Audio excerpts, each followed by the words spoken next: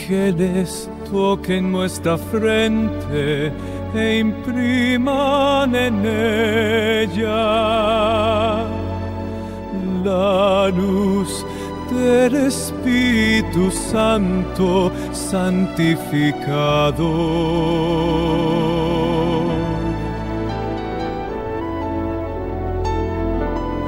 Con nuestra Iglesia.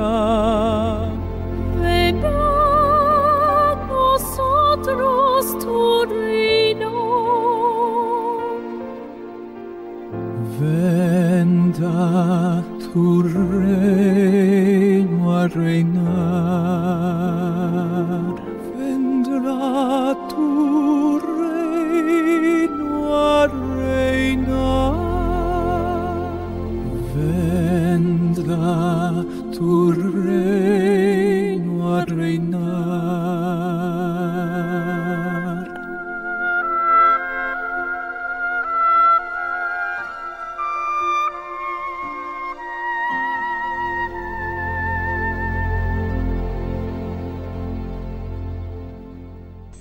En el nombre del Padre, y del Hijo, y del Espíritu Santo. Amén. 6 de noviembre del 2025.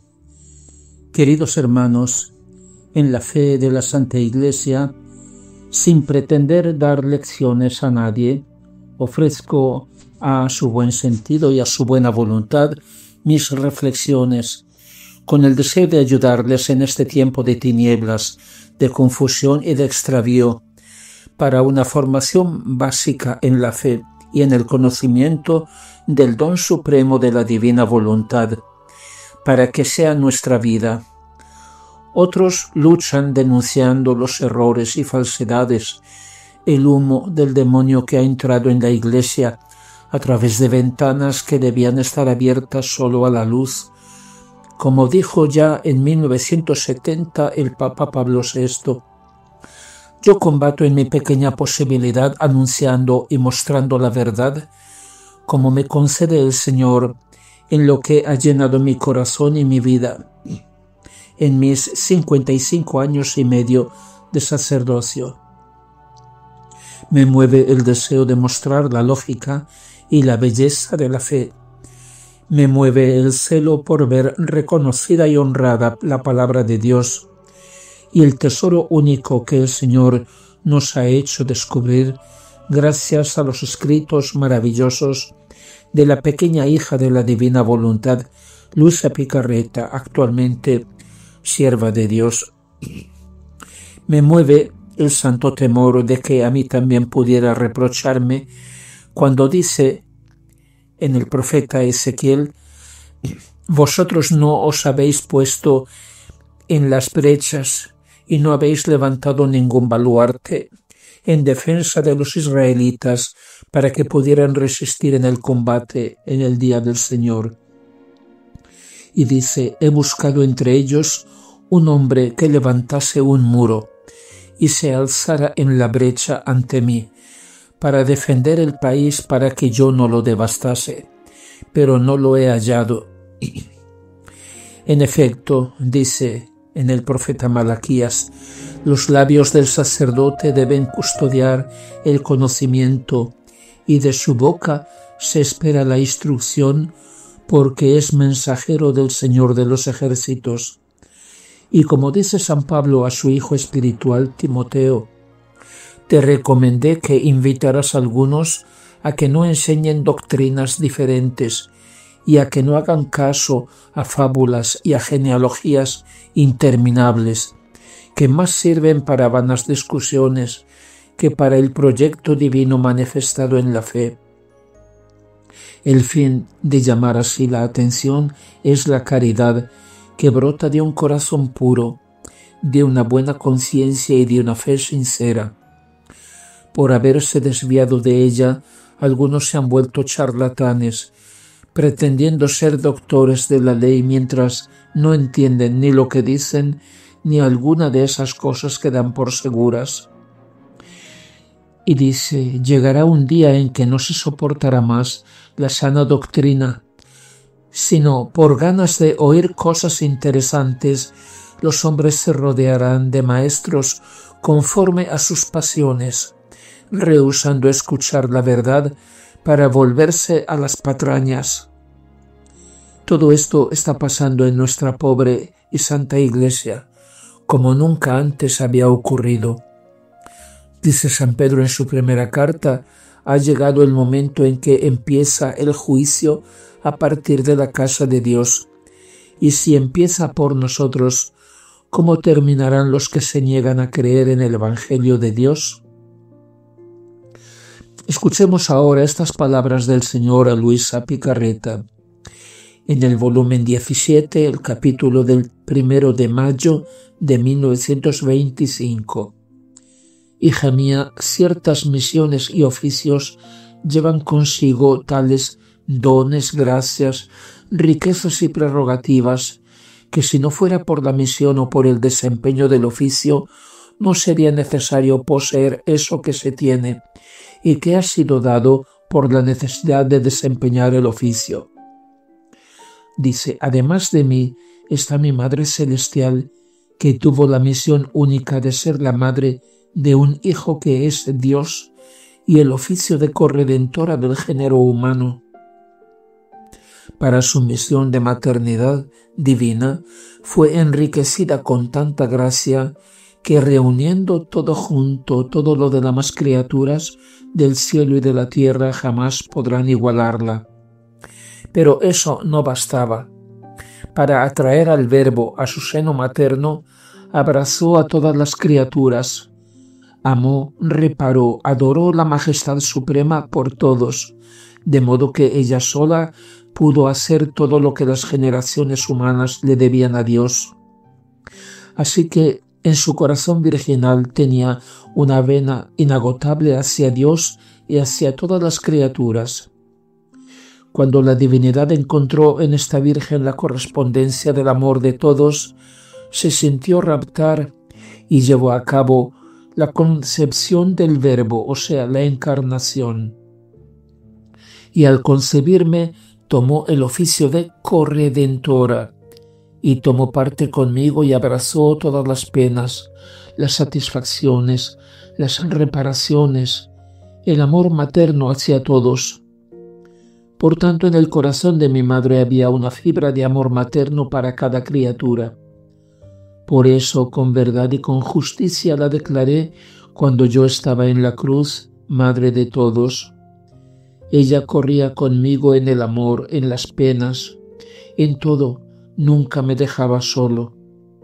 Si el Eterno no le hubiera dado tanta gracia para poder recibir ella sola el amor de todos, nunca se habría movido del cielo para venir a la tierra a redimir al género humano. De ahí la necesidad, la conveniencia de que por su misión de Madre del Verbo tuviera que abrazar todo y superar todo. Y en el capítulo siguiente, el 4 de mayo de 1925, dice: la Virgen con su maternidad, que refleja la paternidad del Padre Celestial y contiene su potencia para cumplir su misión de Madre del Verbo Eterno y de corredentora del género humano. Cuando miré el sol, que con tanta luz solo Adán y Eva disfrutaban, miré también a todos los vivientes, y viendo que aquella luz había de servir a todos, mi paterna bondad exultó de alegría, y quedé glorificado en mis obras. Lo mismo hice con mi mamá, la llené de tanta gracia que puede dar gracias a todos sin que se le agote una sola. Así hice con mi humanidad, no hay bien que no posea. En ella está contenido todo y la misma divinidad para darla a quien la quiera. Y así he hecho contigo. He metido mi voluntad y con ella he metido en ti mi voluntad y con ella me he encerrado yo mismo. He puesto en ti sus conocimientos, sus secretos, su luz. Y en el volumen 20, el 30 de enero de 1927, dice: hija mía, hay una diferencia grandísima entre quien debe formar un bien, un reino, y quién ha de recibirlo para gozar de él. Yo vine al mundo a expiar, a redimir, a salvar al hombre. Para hacer eso me tocaba tomar las penas de las criaturas sobre mí como si fueran mías. Mi Madre Divina, que había de ser corredentora, no debía ser diferente de mí. Es más, las 5 gotas de sangre que me dio de su corazón purísimo para formar mi pequeña humanidad salieron de su corazón crucificado. Para nosotros las penas eran oficios que veníamos a cumplir. Por eso todas eran penas voluntarias, no imposiciones de la naturaleza frágil. Pero tú debes saber que a pesar de tantas penas nuestras que teníamos para cumplir nuestro oficio, eran inseparables de mí y de mi mamá reina, suma felicidad, alegrías que nunca terminaban y siempre nuevas, paraíso continuo. A nosotros nos era más fácil separarnos de las penas, porque no eran cosas nuestras intrínsecas, cosas de naturaleza, sino del oficio, que separarnos del mar de las inmensas alegrías y felicidad que producía en nosotros como algo nuestro intrínseco, la naturaleza de nuestra divina voluntad que poseíamos.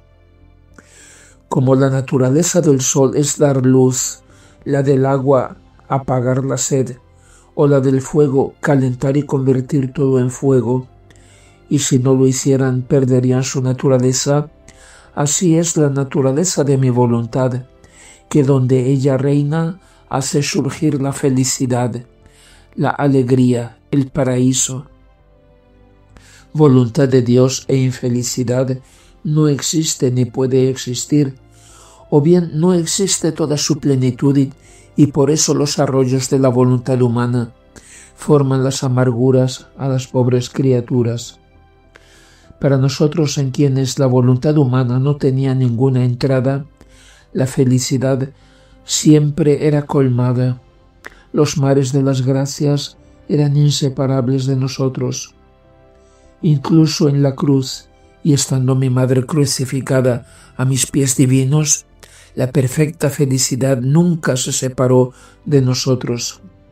Si eso hubiera podido suceder, habría debido salirme de la voluntad divina y separarme de la naturaleza divina y obrar solo con la voluntad y naturaleza humana. Por eso nuestras penas fueron todas voluntarias, escogidas por nosotros mismos, por el oficio que vinimos a cumplir, no fruto de naturaleza humana, de fragilidad, o por imposición de una naturaleza degradada.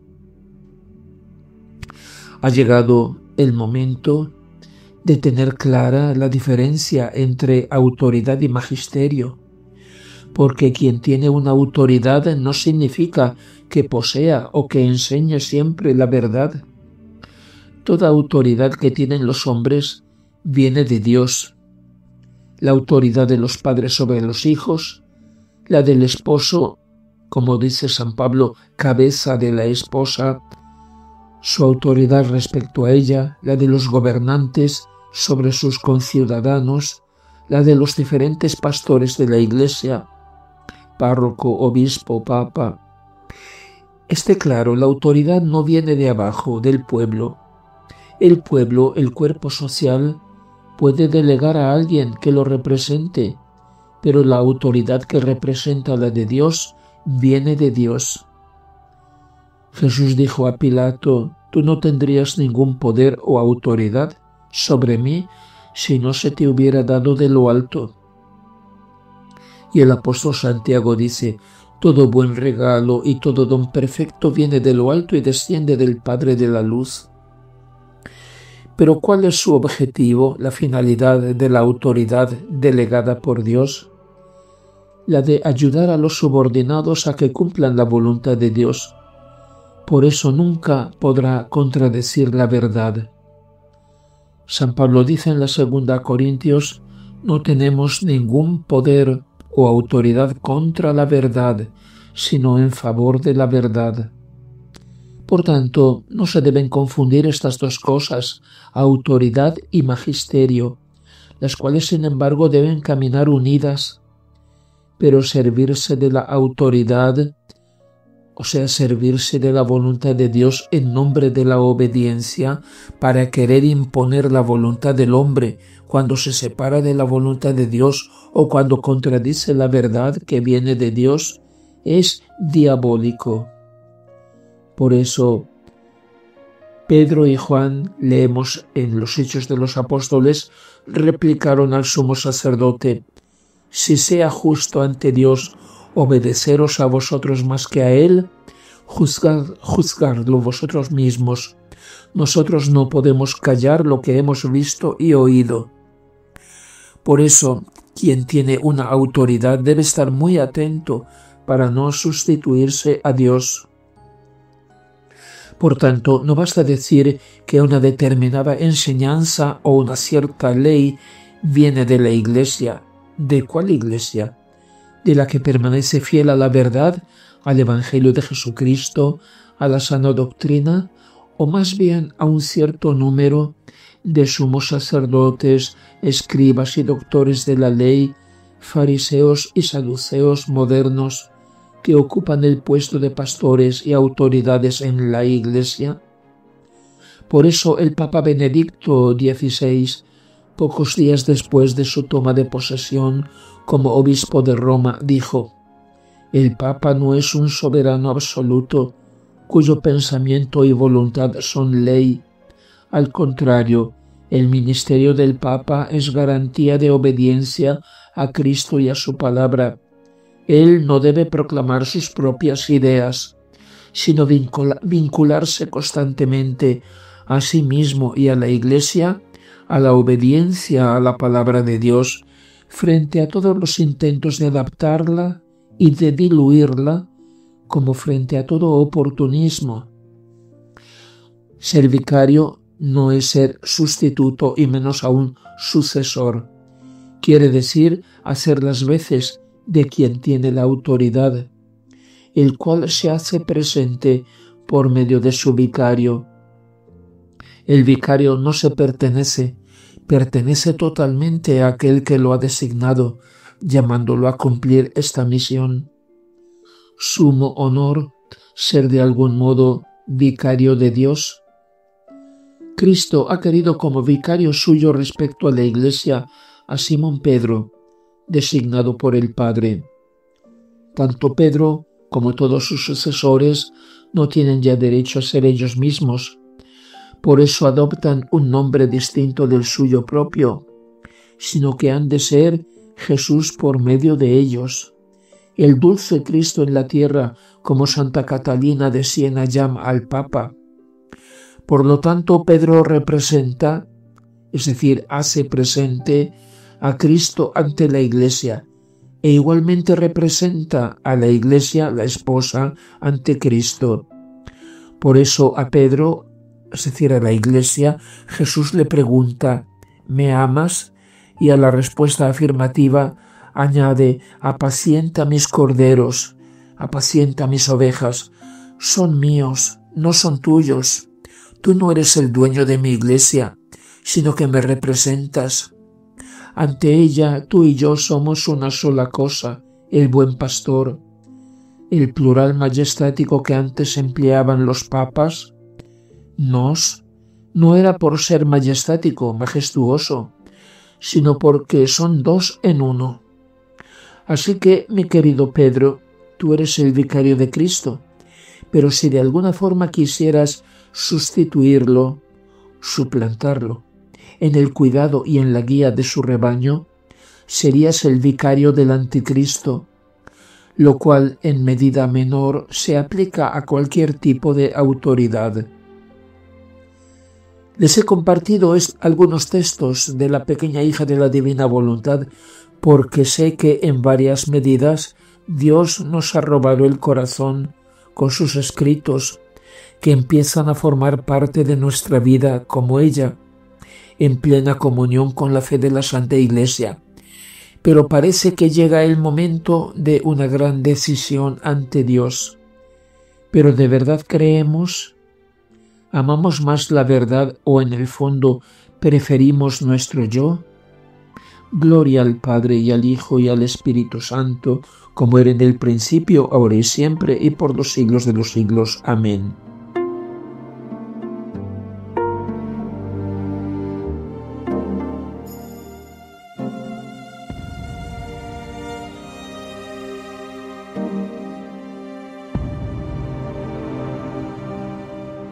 Cuando acudo girando a las horas de tu pasión, puedo ser tu compañía, tomar tus reparaciones, unirme a tus pensamientos, oraciones, deseos, afectos. Cuando acudo girando, mi bendito Jesús, contigo a las horas de tu pasión fundidos, siento tu contacto al recorrer tus sufrimientos, me compartes lo que ocurre.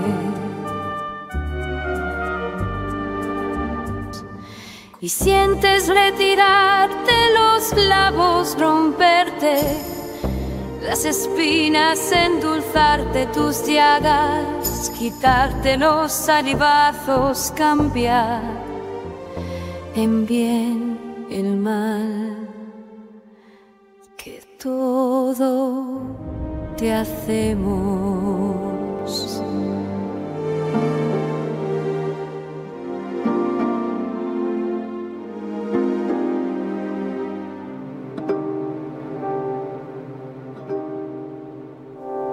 Cuando acudo girando a las horas de tu pasión, puedo ser tu compañía, tomar tus reparaciones, unirme a tus pensamientos, oraciones, deseos, afectos. Gracias porque conmigo, con tu Luisa Picarreta, tienes compañía de oficio. Reparar por todos, implorar bien para todos y responder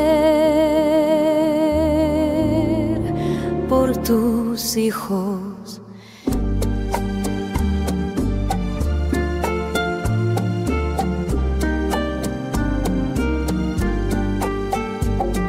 Y sientes retirarte los clavos, romperte las espinas, endulzarte tus llagas, quitarte los salivazos, cambiar en bien el mal, que todos te hacemos, que todo te hacemos.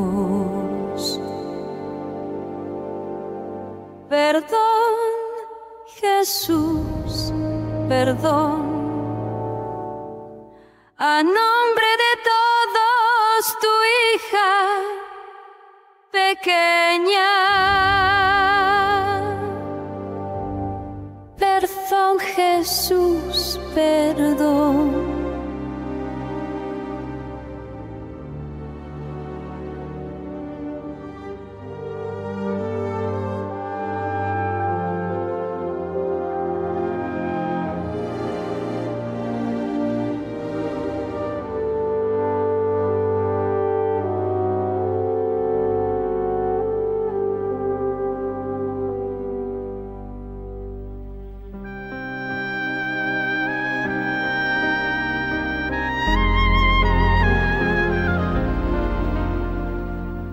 Ángeles toquen nuestra frente e impriman en ella la luz del Espíritu Santo santificado.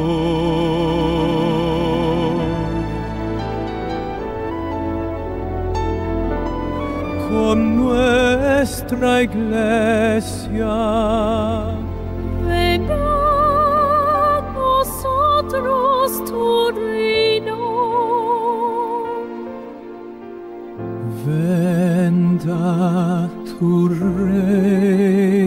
a reinar. Vendrá tu reino a reinar. Vendrá tu reino a reinar.